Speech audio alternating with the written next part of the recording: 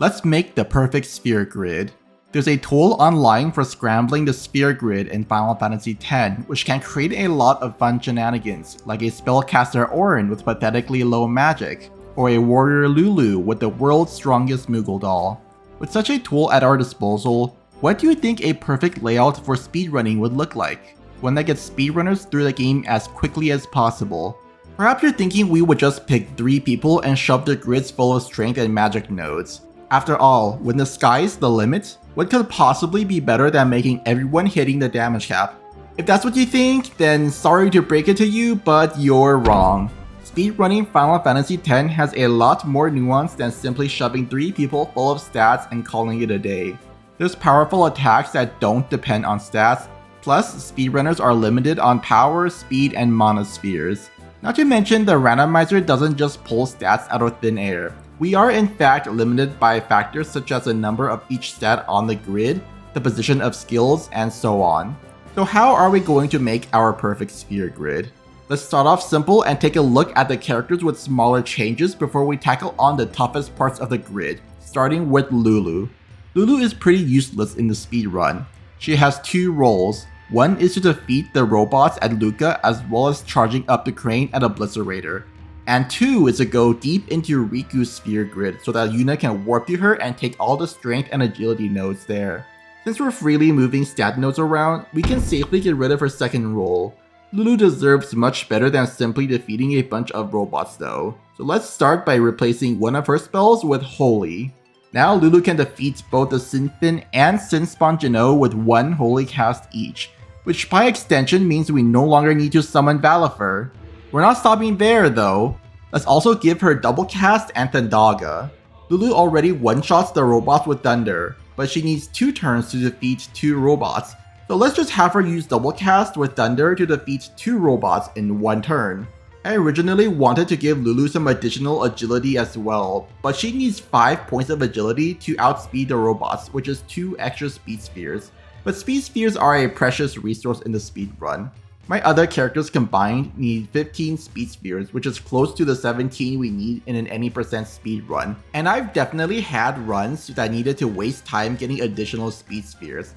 So I think I'll leave an agility +2 and agility +3 for Lulu as the 3rd and 4th stat nodes so that there's the option, but give Tidus an MP +40 node and have him haste Lulu at the start of every fight. Now we can breeze through these fights much more quickly. In the next section, we have Obliterator. Lulu double casting Thundaga does a disgusting amount of damage, but not enough to defeat Obliterator on her own. So let's add 2 magic +4 nodes. Now she's very close to defeating Obliterator on her own. So with just 1 extra attack from Tidus, we can defeat it at the start in just 2 turns. No need to charge up the crane. That's about as far as Lulu's gonna go, but she's already saving us quite a bit of time over a regular any percent run. She definitely got one of the biggest upgrades. Next we have Wakka.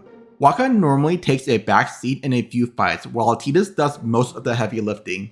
But with our perfect sphere grid, we're kicking him out of the back seat and shoving him into the trunk. He's forced into a few fights like Sinspawn Yukils, the Sahagins and Garuda at Luca, and the Extractor.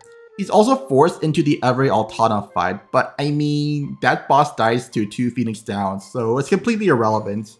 Wakka doesn't need to attack at all in the Sinspawn Yukils fight, as Tidus will have much higher stats than usual, making Wakka's damage irrelevant. It's the same with Extractor. Wakka's damage is so bad that he's better off not attacking. However, there is one role we can give to him. But first, we need to talk about the Stunning Steel. Normally in Luca, runners buy a weapon called the Stunning Steel from Owaka, which comes with slow touch. This sword is only used for the Extractor fight in order to inflict slow on the boss, which has a 50% chance of landing. But why waste the time and money buying such an unreliable weapon? Let's delegate that role to Wakka instead. By replacing Wakka's blind attack with slow and giving him an MP +40, we can have Wakka cast slow on the boss instead of relying on Tidus to get it himself. This gives Tidus enough time to defeat Extractor before it even floats up. That's all he's going to do.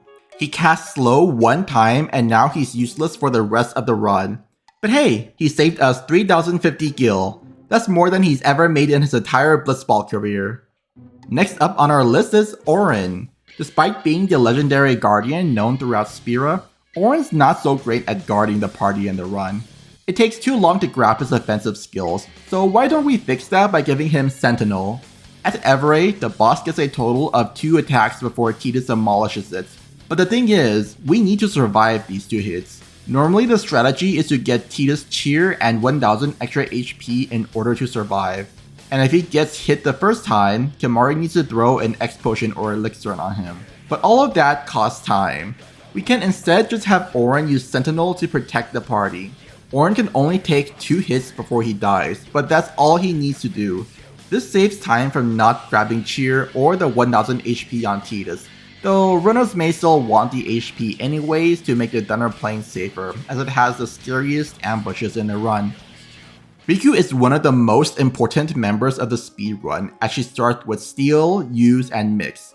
During the run, Rikku needs an Agility +3 node, which is located 2 spaces below her. I can't be bothered to go that far, so let's just move it up 1 space. There we go. Now Rikku can stay where she is and never move on the sphere grid for the entire run. Rikku also has a surprisingly high MP pool, so we should capitalize on that. Let's replace her Use skill with Blizzaga and see what that does. Normally in the beginning, Rikku needs to steal 5 grenades and throw them all at Tros. We still want to steal the 5 grenades, but we'll save them for some other time. With Blizzaga, Rikku can now defeat Click in just 2 to 3 Blizzaga casts, and Tros in 4. That's already much faster than the old strategies. And just to make it go by faster, let's replace Tidus' Cheer at the start of his grid with Haste so that he can help Rikku defeat Tros faster. That's pretty much all we need to do with Rikku. If you're familiar with the speedrun, you may be wondering what we're going to do about the later boss fights now that Rikku no longer has Use. Namely the crawler fight, where we have to throw 2 lightning marbles at the boss to fill up Rikku's overdrive. Here's the best part, Rikku still has the Use skill.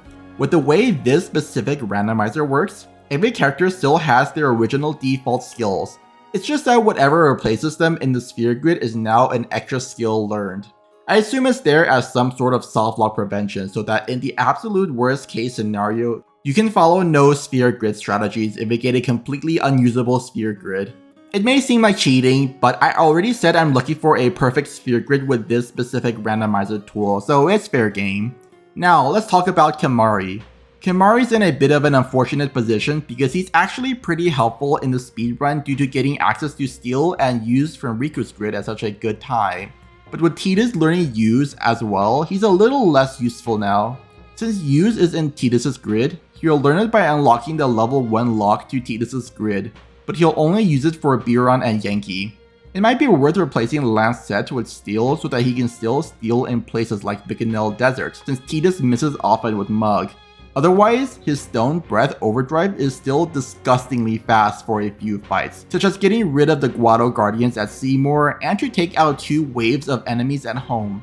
Besides Steal and Use, the only other thing Kimahri grabs in the speedrun is an Agility +4 so that his Lancet into Stone Breath combo at home still works without giving the enemies a turn. So we'll just put an Agility +4 node behind where Lancet was and call it a day. And finally, we have our 2 stars of the show, Tidus and Yuna. In the Final Fantasy X speedrun, Tidus and Yuna are the main attackers, which is why they get the vast majority of sphere grid development compared to the paltry few nodes everyone else collects. But why these 2 specifically? To answer that, let's take a look at the any % run. Tidus is used a lot in the early to mid game. He's fast, he gets good skills like Flee and Haste, and he also gets access to Auron's grid later on to access the many powerful strength nodes with very few levels. Sounds great, those stats will surely come in handy for the late game. There's just one problem, and it's that he's limited to 9,999 damage in the run. That's all fine and dandy for a while since everyone's fairly limited in damage, but after reaching the Calmlands, 9,999 is considered low.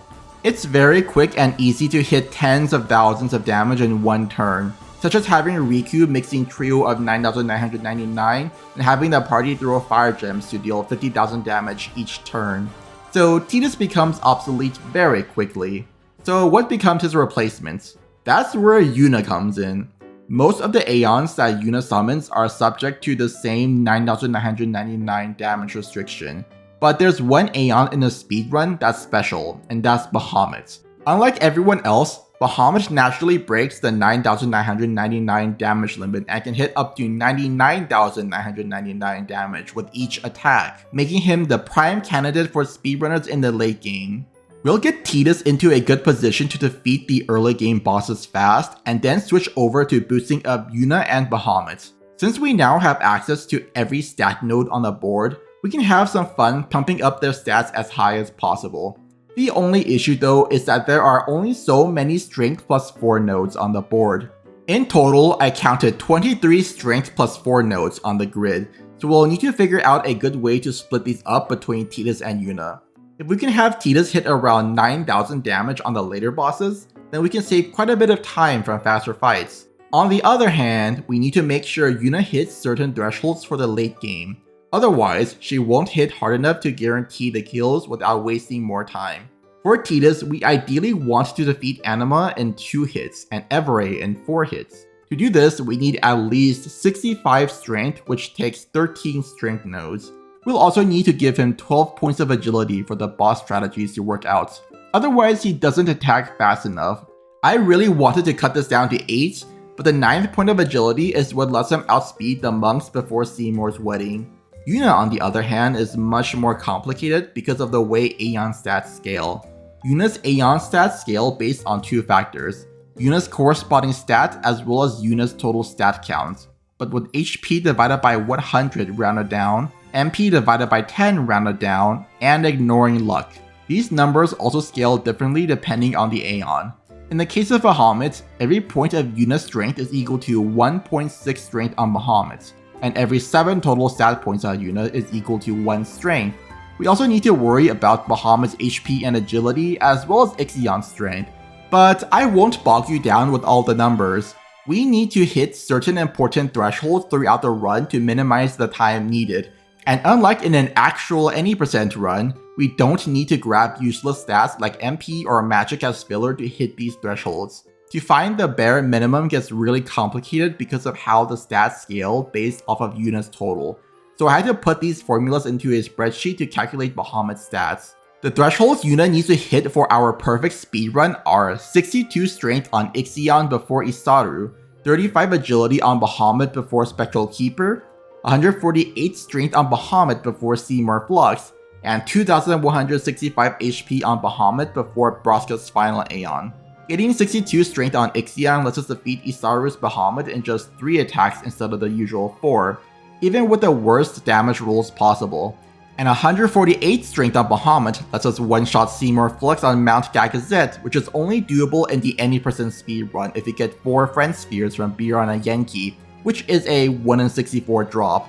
35 agility is needed before Spectral Keeper so that Bahamut only gets attacked once instead of twice, which negates the HP and defense requirements for this fight. However, we still need to survive 1 hit from Broska's final Aeon, and based on what Seraphine and Evelyn's damage calculator spat out, the highest damage roll with our squishier Bahamut is 2164, assuming I put the correct numbers in. To get all these stats high enough, we need 1 HP plus 200 node, 18 strength plus 4 node, and 10 agility plus 4 nodes. This is where we run into an issue. Like I said earlier, I counted only 23 strength plus 4 nodes, but between Tidus and Yuna, we need a total of 31 strength plus 4 nodes. So how are we going to divide 23 strength nodes between them? Simple, we'll use teleport spheres. Teleport spheres let you teleport to any node that an ally has unlocked. Speedrunners already grabbed 2 teleport spheres from a chest in Bicanel Desert by just having Auron yeet the Sandragora back to the far plane. So we'll just follow the speedrun strategy and use them to warp around the sphere grid. By collecting 9 strength nodes and 2 agility nodes in Via Purifico, we can hit Ixion's stat thresholds before Isaru. Afterwards, Tidus rejoins the party so we can finally warp to Tidus and start making our way towards him, grabbing all of the stats he got and more. There's still one more issue we'll have to deal with, but before we can talk about it, we need to see how we're changing Tidus's grid. Tidus's grid is where we'll see the biggest boss changes. The speedrun manages to make a disgustingly overpowered Bahamut for the late game thanks to all the warping around with friend spheres, teleport spheres, and return spheres, but the early game is far more limiting. We're just going to completely break all semblance of balance with Tidus's perfect grid. I already mentioned swapping out Cheer for Haste earlier on with Riku's section, so we have that. Afterwards, we can get 4 to 8 strength before Kamari depending on RNG.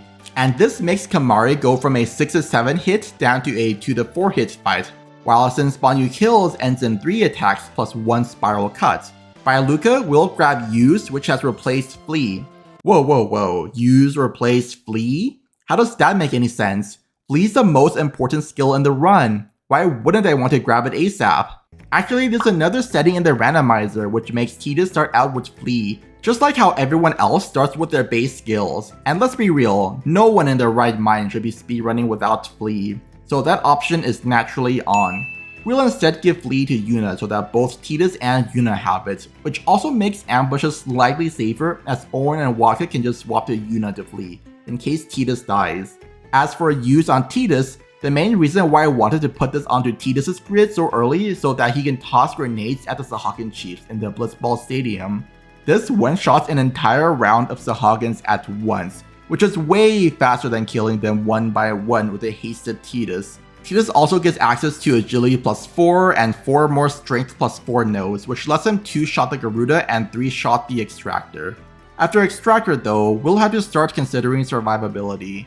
While it's faster to finish a speedrun with our perfect sphere grid without giving Tidus a single point in HP, the Thunder Plains has some of the worst ambushes in the game, so I'll include 4 HP nodes right after to give speedrunners some peace of mind. Afterwards, we can continue down Tidus' path and add 6 Strength plus 4 nodes and 2 Agility plus 4 nodes, so that Tidus can hit all his thresholds before Seymour. Tidus also crosses 3 other ability nodes along the way, so let's give him Armor Break, which he normally needs in the run anyways, Entrust, and Mug. Entrust is to fill Riku's overdrive during the Seymour fight, as my current strategy defeats Seymour without giving him a turn to use Blazara and by extension mostly Dandara, which is how runners normally raise Riku's overdrive. Mug is to cut out steals from boss fights, but with both of these we'll need an MP plus 40 node along the way. The idea looks solid for Tidus' grid. You can just slap down all the nodes and finish off with a few extra agility nodes at the end, but I like to optimize this a bit further. In total, Yuna has 44 sphere grid levels to work with before Seymour Natus, who comes after Tidus rejoins in Bavel. I would like to find some way to collect all the necessary stats for Yuna using only these 44 levels, so that the only reason to open the sphere grid again will be for the Lux plus 4 node before Yunalesca. Before Isaru, we'll need at least 9 strength nodes and 2 agility nodes, and after Isaru, we'll need to collect 9 strength nodes, 8 agility nodes, and 1 HP node. Tidus' grid has too many strength nodes now, so it just gets in the way of Yuna reaching the agility nodes at the end. We can alleviate this by going down Orin's locked path similar to the speedrun, as we could get 16 nodes in 15 levels, but doing so requires unlocking 2 level 2 locks. Are there any other layouts that would be more efficient than having to unlock these locks? Actually, turns out there are. Here's one solution I came up with. Instead of having Tidus' final strength nodes continue down his path, I moved them off to the dead end instead. I originally wanted 4 HP nodes on Tidus' grid to make the Thunder Plains safer, but I had to compromise and make it 2 nodes and replace the other with 2 agility nodes. I could make the grid faster by making it 1 HP node and 3 agility nodes, which cuts down on Yuna's AP requirements. But I think runners would appreciate the HP for Thunder Plains more than a few more seconds saved from the sphere grid. Now Yuna can simply go down her own path which nets her 11 stats in 20 levels, which is the worst path in terms of AP efficiency, but one that requires 1 less teleport and 2 less locks than following Orin's path.